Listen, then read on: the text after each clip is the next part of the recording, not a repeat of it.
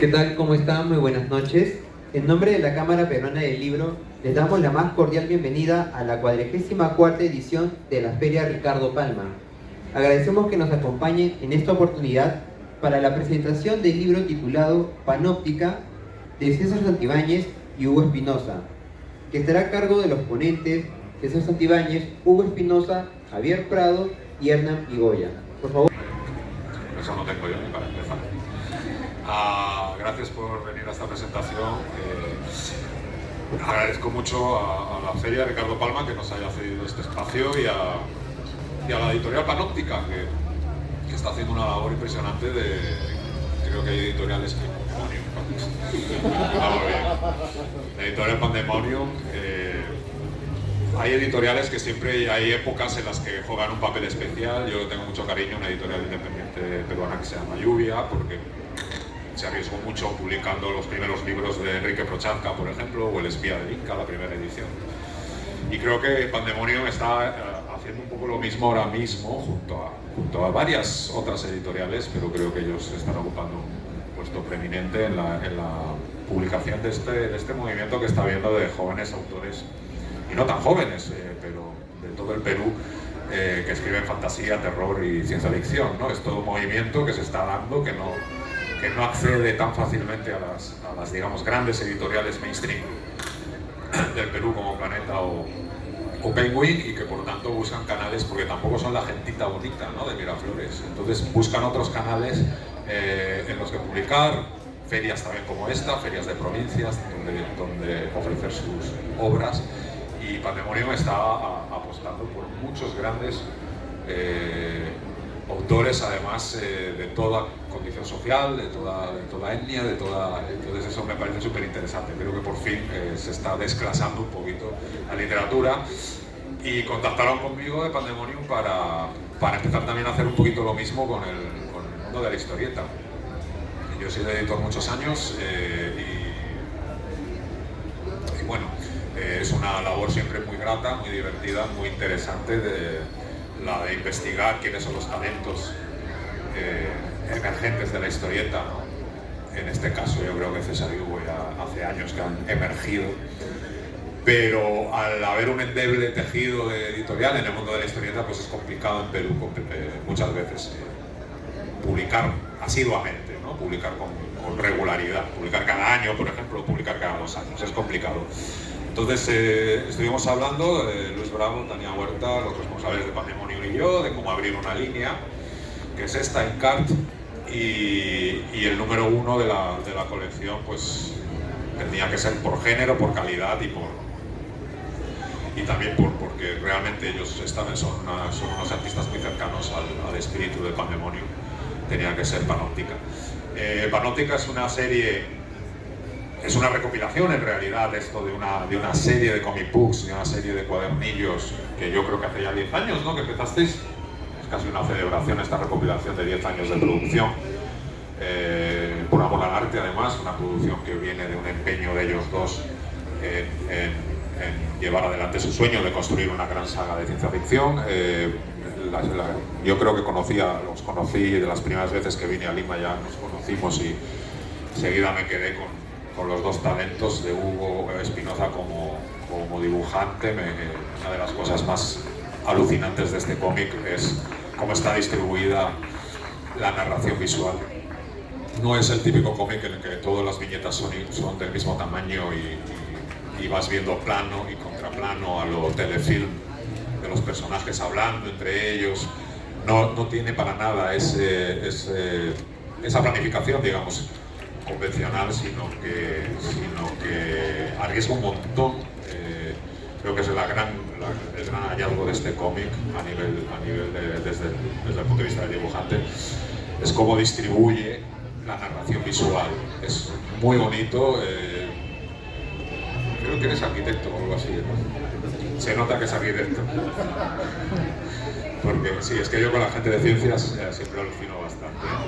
No entiendo muy bien cómo funcionan sus cabezas, pero es de una manera muy racional, ¿no? Entonces seguro que eso de hecho estaría bien que lo hagas también, ¿no? Porque eso a mí, por ejemplo, me interesa muchísimo, como un oficio de arquitecto que en cierto modo no deja de ser un oficio de planificación visual también. planificación del espacio, puede afectar a la hora de ser dibujante, ¿no? De cómic.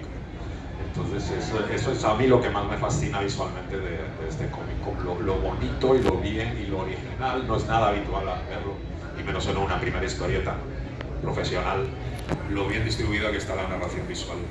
De repente ver grandes panorámicas con los personajes distribuidos dentro del paisaje, es decir, es todo mucho más poderoso que lo que estáis acostumbrados, que lo que estamos acostumbrados a ver en cómic.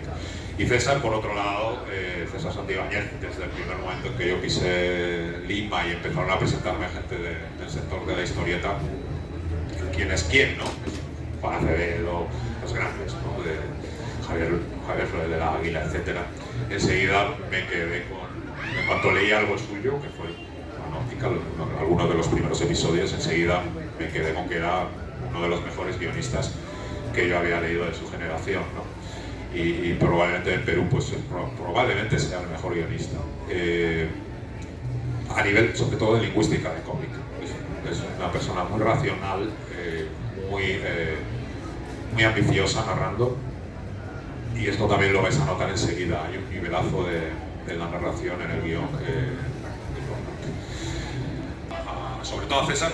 No es porque no apoya a Hugo, es porque yo soy guionista también, y como guionista de cómic siempre, pues los guionistas siempre les tengo más cariño. Entonces he intentado trabajar varias veces con él, le he apoyado en varios proyectos, y la verdad es que estoy muy contento.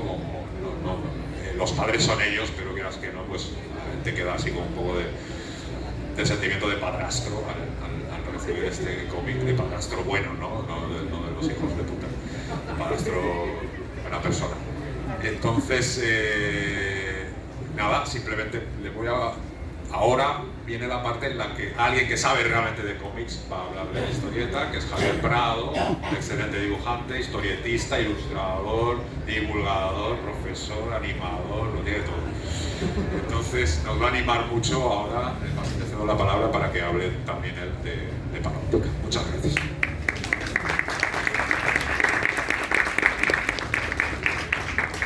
¿Qué tal? Buenas noches.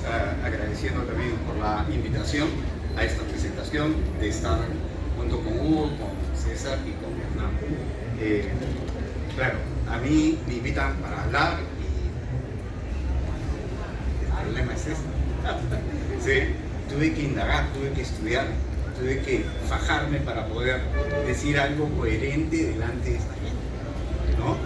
Así fue como descubrí que la historia de la ciencia ficción en el Perú nació en 1843, 16 años antes que a Julio Verne se le ocurriera su primera historia de ciencia ficción. Entonces podríamos decir que somos fundadores, ¿sí? Luego, indagando un poco más... De hecho, el país ya es un poco de ciencia ficción. Sí, de hecho que sí. Lo que pasa es que nosotros somos una ficción que va de lo real y catastrófico, ¿no? Y de hecho de ahí surge la idea un poco de ciencia ficción, porque en esta novela de origen de Juan Manuel del Portillo, que se llamó Lima, de aquí a 100 años, aparece justo en un momento donde hay un conflicto social, hay guerras civiles entre distintos grupos militares que optaban por un bando y otro, ¿sí? Este conflicto de 1843 es conocido como la Revolución de Arequipa, ¿sí? Y inmediatamente que aparece un conflicto social, y esto es algo que ha venido a través del tiempo, siempre que hay un conflicto social, inmediatamente aparecen novelas de ciencia ficción, porque la gente, me imagino, en cierta forma se harta de lo que pasa y quiere dar un salto hacia la utopía, o quiere advertir a través de la distopía de lo que podría acontecer y ocurrir. Y básicamente ahí tienes las dos grandes corrientes de lo que es la ciencia ficción, ¿no?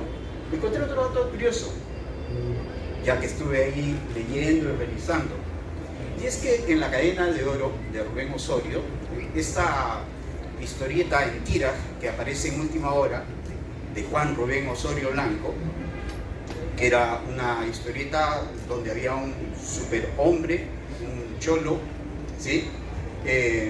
hay un episodio donde aparece el autor, ¿sí?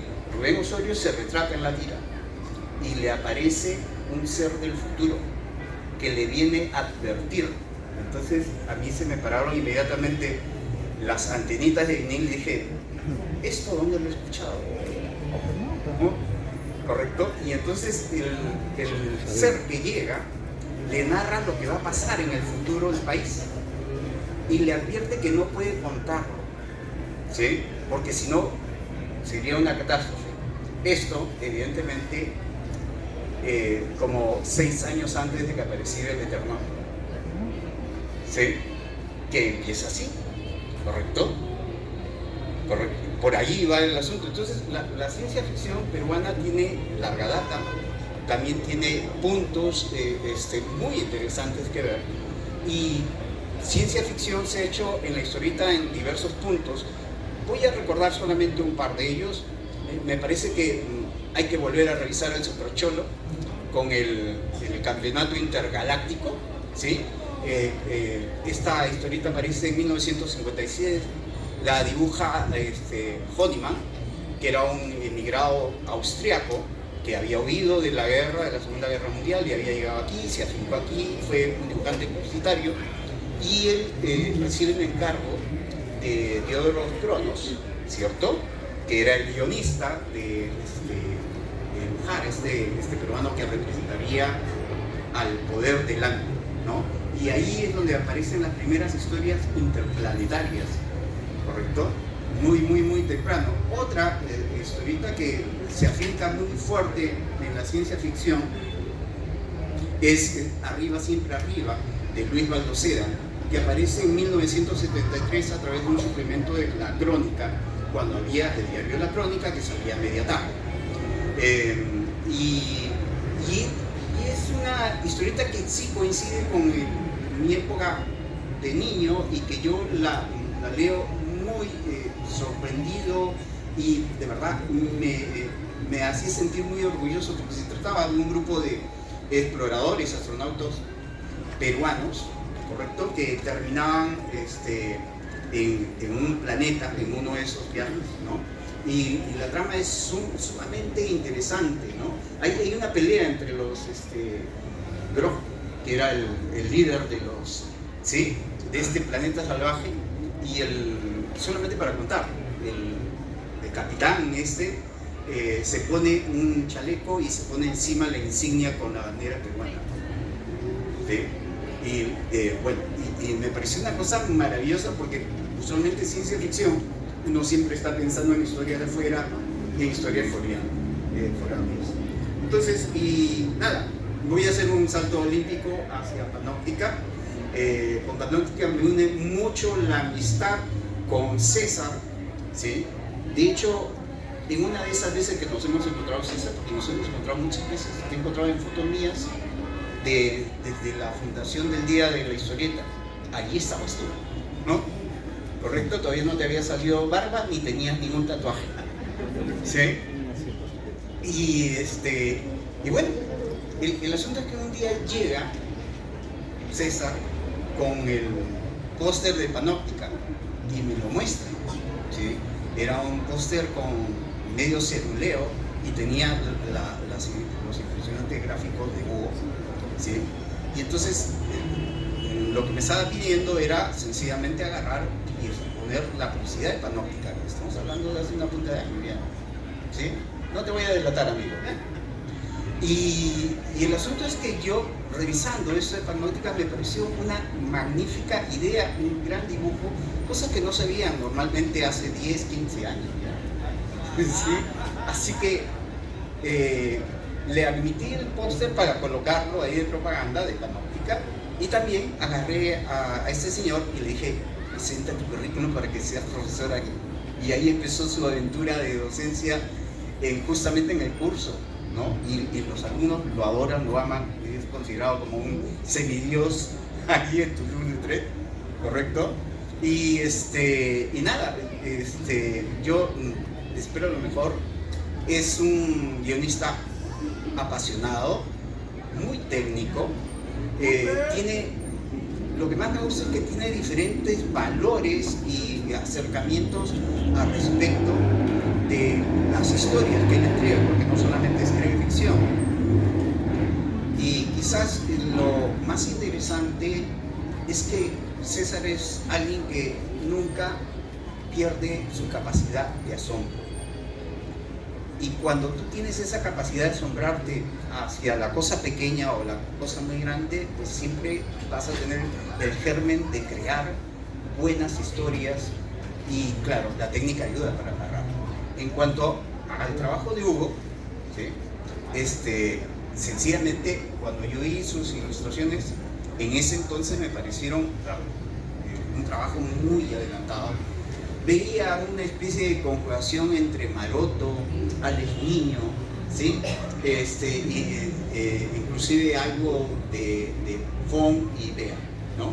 Entonces yo en ese momento le atribuía que este muchacho en algún momento debe haber caído por las colecciones de 1984 que aparecieron, ¿cierto? Que hubo un cargamento, muchos de aquí lo deben de recordar, de 1984, una Decimo, y ahí aparecían estos autores ibéricos y algunos internacionales que realmente crearon toda una masa de nuevos lectores de historieta mucho más vinculada con la ficción, con la ciencia ficción, con el arte erótico, cosas que no se veían porque localmente nosotros siempre nos hemos conducido siempre dentro del contexto social y político que está muy arraigado en las narraciones, ¿no? Que es parte, digo, de nuestra evolución y es parte también un poco del desarrollo de la historieta en cualquier parte. Entonces, volviendo, efectivamente tiene una planificación de página muy interesante que rompe el esquema clásico, narrativo, visual, tiene sus propias soluciones, trabaja desde la línea y el claro oscuro de manera compensada y sabia, ¿sí? Parece más viejo de lo que es. Sí. Digo, artísticamente hablando, ¿sí? ¿Correcto? Y nada, yo he podido ya apreciar y leer, yo de hecho había leído algo ya de Panóptica antes, y esta edición sorprendente, totalmente elegante y seductora, ¿sí? Debe estar en su colección si realmente uno quiere disfrutar de un gran relato, de una gran historieta, ¿sí? Y del futuro, de lo que son los nuevos autores y de lo que es la historieta peruana, ¿no? Entonces, bienvenido a esta nueva edición. Felicito evidentemente a los que tuvieron la fabulosa idea de convocarlos y convertir esto, o sea, Hernán, Teresa, ¿no? Y convertir esto en este libro, le digo directamente, que hoy día está ante ustedes. Muy bien, felicitaciones y adelante.